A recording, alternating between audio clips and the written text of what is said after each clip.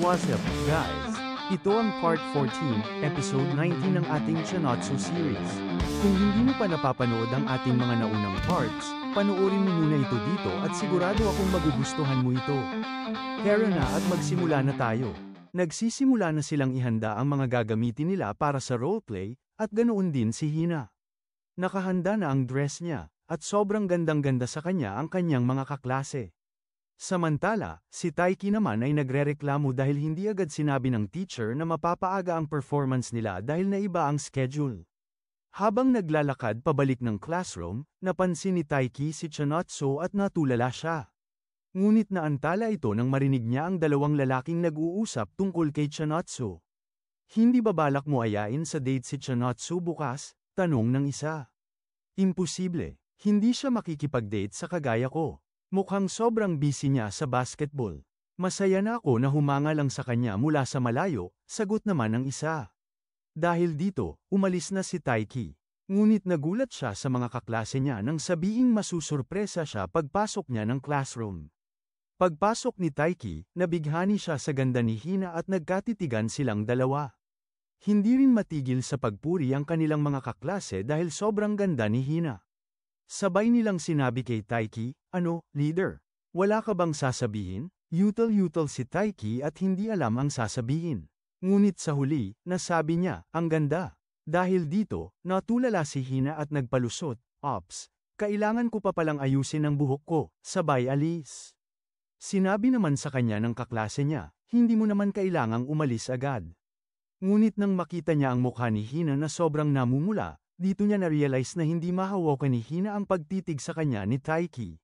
Sabay tingin kay Taiki at sinabing, mukhang may kakaibang mangyayari sa festival. Kinabukasan, nagtataka ang nanay ni Taiki dahil ngayon na ang simula ng festival, pero si Taiki ay nakasuot ng pang-gym. Kaya sinabi niya, bawal na gamitin ang gym ngayon, kaya mag-jogging na lang siya. Halata sa reaksyon ng nanay niya na napagkakamalan na niya si Taiki na sabog. Nagjogging si Taiki sa kanilang bayan at napahinto siya nang makita niya si Chanotsu na nag-eensayo rin. Lumapit siya at tinanong, "Ano ginagawa mo dito, Chanotsu?" Sumagot naman si Chanotsu, "Bawal gamitin ang gym, kaya nag-practice na lang ako dito." Sagot naman ni Taiki, "Ano?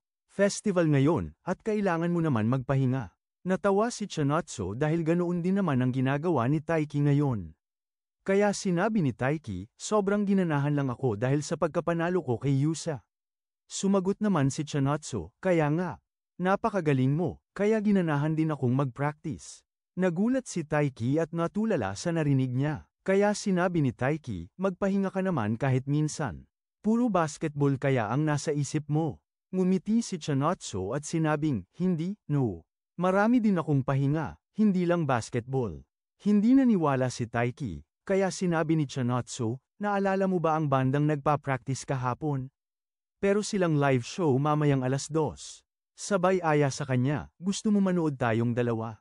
Natulala si Taiki at hindi nakapagsalita, kaya tinanong ni Chanotsu kung busy siya.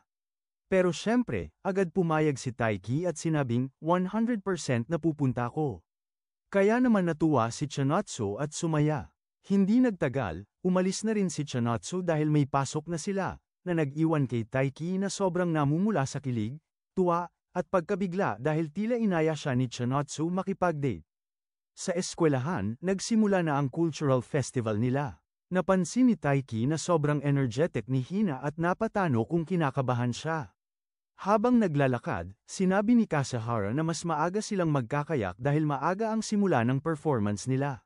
Pagkatapos noon, wala na silang gagawin, kaya tinanong ni Kasahara kung ano ang plano ni Taiki.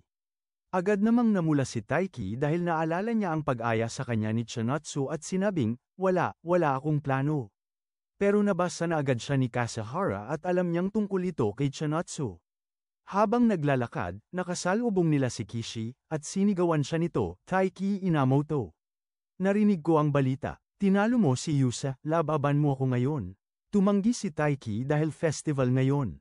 Kaya nakiusap si Kishi na dalhin na lang siya sa room ni Chanotsu, pero mas lalong hindi pumayag si Taiki. Dahil dito, nagdigmaan silang dalawa. Pero maya-maya, dumating sina Haruo at Karen, sabay sabing, "Eto pala ang crazy duo." Tinanong ni Karen kung bakit sila nag-aaway. Kaya sumagot si Kishi, paano, ate? Ayaw akong dalhin ni Taiki sa classroom nila Chanotsu. Nagtaka si Taiki dahil, ate, ang tawag ni Kishi kay Karen. Pero sumagot naman si Karen, papunta kami doon, pero kung sasama kayo, dapat kayong mag-ready dahil medyo intense ito. Natulala ang dalawa at hindi alam kung bakit. Pagdating nila, agad na mula ang dalawa at halos nagyelo sa ganda ni Chanotsu, dahil naka-maid outfit siya. Bumagsak na si Kishi at napatanong, paano mo pa nagagawang makatayo, Taiki? Ano ang sikreto mo? Sagot ni Taiki, hindi ko alam, kaunti na lang, babagsak na ako. Umupo na sila, at napaisip si Taiki, masaya akong makita siyang nakaganito, pero parang ayoko, lalo na dahil may ibang mga lalaki. Habang naglalakad, may isang lalaking tumawag kay Chanotsu at sinabing, "Hi, ganda. May boyfriend ka ba? Akin na ang number mo." Nagulat si Chanotsu at sisigaw na sana si Taiki, pero buti na lang dumating si Nagisa para protektahan siya at pinagbawalan ang mga lalaking ito. Kaya naman, laking ginhawa ni Taiki na may kaibigan si Chanotsu na handang protektahan siya. Pero iba ang naging reaksyon ni Kishi, tila nabaliw ito, na heartbroken, at nalasing sa tang orange juice. Sinabi niya, sabi ko na nga ba? Akala ko, destiny kami para sa isa't isa. Pero napakalayo ng agwat namin, parang imposible. Pero pag nakikita ko ang magandang ngiti niya, masaya na ako. Makita ko lang siyang masaya, okay na ako doon. Samantala, si Taiki naman ay natulala at naisip, gusto ko, nandoon ako kapag masaya siya. Maya-maya, lumapit na si Chanotsu sa kanila. Habang si Taiki ay hindi makatingin kay Chanotsu, ganoon din si Chanotsu, diretso lang ang tingin niya habang nakikipag-usap kay Karen. Maya-maya, inaya ni Karen si Chanotsu na manood ng fashion show mamayang 2:00. Nagulat si Taiki at natulala, yun kasi ang oras ng set nila ni Chanotsu. Kinabahan siya na baka makansela ang plano nilang dalawa. Pero tumanggi si Chanotsu kay Karen at sinabing, sorry, hindi ako makakasama dahil may plano ako mamaya. Nabigla si Taiki at pinilit na huwag mag-react. Pero nang ayain silang dalawa ni Kishi, hindi sumagot si Taiki at agad na lang tumakbo, sabay sabing pupuntahan niya ang kaibigan niya. Natulala si Taiki at napaisip, napakasaya ng cultural festival na ito. Ilang oras ang lumipas. Matagal nang naghihintay si Taiki sa harap ng venue, inaabangan si Chanotsu para makapanood na silang dalawa. Pero napansin niyang late na ito, kaya naisip niyang baka nasa loob na si Chanotsu at naghihintay sa kanya. Pagpasok niya, hindi niya makita si Chanotsu sa dami ng tao. Pero kahit ganoon, alam niya kung paano siya mahanap. Medyo nalungkot si Taiki dahil wala si Chanotsu at naisip, kahit ilusyon lang ito, sasaya na ako. Kahit panaginip lang ito at hindi totoo, basta kasama kita, sasaya na ako. Maya-maya, biglang may humawak sa kamay niya. Nagulat siya, si Chanotsu ito, hingal na hingal, sabay sabing, sorry, Taiki. Na-late ako. Natulala si Taiki at hindi agad nakapagsalita, kaya nag-sorry ulit si Chanotsu at ipinaliwanag na hindi dumating ang kapalitan niya, kaya siya na-late. Pero sinabi ni Taiki na okay lang. Nagsimula na ang performance. Napabulong si Taiki, thank you, Lord, dahil hindi ito panaginip. Nakatitig siya kay Chanotsu, pero bigla rin itong tumitig sa kanya. Kaya sinabi ni Taiki, first time kong manood ng concert, at ang saya din pala. Pero nanatili lang na nakatitig sa kanya si Chanotsu at hindi sumagot. Napaisip si Taiki, baka hindi siya narinig nito dahil sa lakas ng tugtog. Kaya sumenyas si Chanotsu na hindi niya marinig, at inulit ni Taiki ang sinabi niya. Nang marinig ito ni Chanotsu, natuwa siya. Nag-iwan yun ng sobrang kilig at saya kay Taiki. Maya-maya, napaisip siya at naitanong sa sarili, nag-o-overthink ba ako o nag-a-assume? Habang tumutugtog ang banda, naalala niya ang lahat ng masasayang alaala nila ni Chanotsu. Nagsimula ang pangalawang kanta, at biglang napasigaw si Chanotsu, eto na. Dahil dito, tinanong siya ni Taiki, paborito mo ba ang kantang ito? Oo, pero mas paborito ito ni Karen, sagot ni Chanotsu. Ito kasi ang pinapatugtog niya tuwing nag-aaway sila ni Haru. Habang tumutugtog ang banda, nagdalawang isip si Taiki, pero naglakas loob siyang tanungin, Chanotsu, bakit ako ang inaya mo sa concert ngayon? Napatingin si Chanotsu sa kanya at natulala. Inakala ni Taiki na hindi siya narinig, kaya agad siyang kumaway at sinabing, wala. Huwag mo na lang pansinin. Napaisip na lang siya na baka siya lang ang available na kaibigan ni Chinatsu, kaya siya ang napili. Pero hindi pa rin inaalis ni Chinatsu ang tingin sa kanya, tila nag-iisip ng malalim. Maya-maya, nagsalita si Chinatsu. Dahil, napatingin agad si Taiki at tinanong, ano yun? Biglang naging seryoso ang mukha ni Chinatsu. Dahan-dahan siyang lumapit kay Taiki at bumulong ng sagot, pero sakto namang lumakas ang gitara ng banda. Hindi ito narinig ni Taiki. Napahiya si Chinatsu, namula ng husto, at tila nagulat sa nangyari. Sumenyas si Taiki na ulitin niya ito, pero umiwas ng tingin si Chinatsu at sumenyas din, tumatanggi siyang sabihin ulit ang kanyang sinabi. Dahil dito, nagpatuloy na lang sila sa panonood ng concert, pero nanatiling sobrang curious si Taiki sa sinabi ni Chinatsu.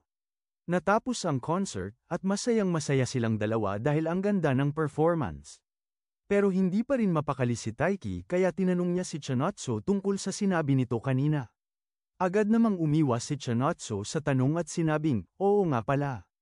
Performance nyo mamayang 3:30, siguraduhin kong nasa harap ako para mapanood kita ng maayos. Namilog ang mata ni Taiki. Alam niyang sinadya ni Chinatsu na iwasan ang usapan. At alam din ni Chinatsu na alam ito ni Taiki. Kaya ang nasabi na lang ni Taiki, hindi naman ako kasama sa performance doon. Ngumiti si Chinatsu, okay lang, suportado pa rin kita. Naghiwalay na sila, pero hindi pa rin makapaniwala si Taiki sa nangyari. Sobrang saya niya, tila isang perpektong araw ang festival na ito. Lahat ng pangyayari ay pabor sa kanya. Pero sa kabila ng lahat, hindi pa rin mawala sa isip niya ang sinabi ni Chinatsu na ikinahiya nito. Maya-maya, nakita niya si Nishida, at agad siyang nilapitan nito. Taiki, babasahin ko ang future mo. Halos matay na sa gigil si Nishida habang ginagamit ang kanyang alindog sabay sigaw. Masama ito, isang matinding pagsubok ang naghihintay sa iyo. Hindi naniwala si Taiki, pero maya-maya, isang dambuhalang grupo ng estudyante ang dumating, nagpasalamat kay Nishida, at sinabing nagkatotoo ang mga hula niya. Dahil dito, agad kinabahan si Taiki. Pagpasok niya sa classroom, narinig niya ang usapan ng mga kaklase niya. Ang gaganap sanang prince sa kanilang play ay biglang nagkasakit at dinala sa ospital. Nag-alala ang buong klase dahil malapit nang magsimula ang palabas. Kailangan nilang makahanap agad ng kapalit. Sinubukan nilang humanap, pero walang available, lahat sila ay may role na sa backstage. Maya-maya, sabay-sabay silang napatingin kay Taiki. At dito nagsimula ang pinakamalupit na pagsubok sa buhay niya. Kakayanin kaya ni Taiki ang paparating na pagsubok niya? At ano kaya ang sinabi sa kanya ni Chinatsu kanina? Curious din ba kayo? Siguradong malalaman natin ito sa mga susunod na episode. Kaya huwag kalimutan mag-like, share, at subscribe para sa marami pang high-quality recaps kagaya nito. Kita-kits sa susunod, mga ka-recap!